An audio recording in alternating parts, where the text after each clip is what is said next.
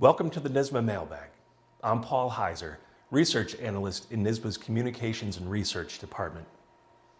Today's question is, how will school districts cope with a new tax cap? Beginning in the 2012-13 school year, school districts will be allowed to raise their tax levies from one year to the next by only 2% or the rate of inflation, whichever is less. If the tax levy increase exceeds the limit, the school budget would require at least 60% voter approval for passage.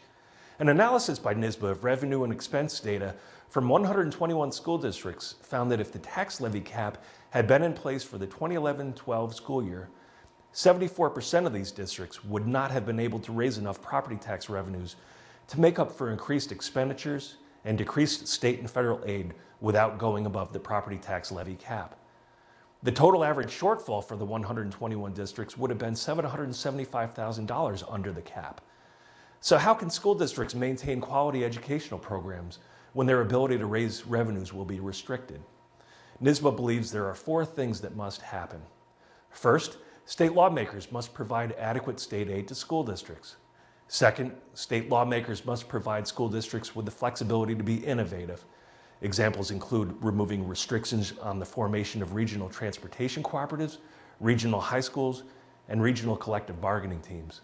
Third, state lawmakers must provide meaningful mandate relief. For example, the legislature must reform the state's tribal amendment so that districts are not required to pay wage increases under expired labor contracts.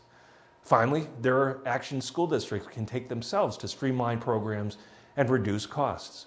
This includes negotiating the elimination of longevity step increases through collective bargaining and sharing central business office services with other districts through BOCES.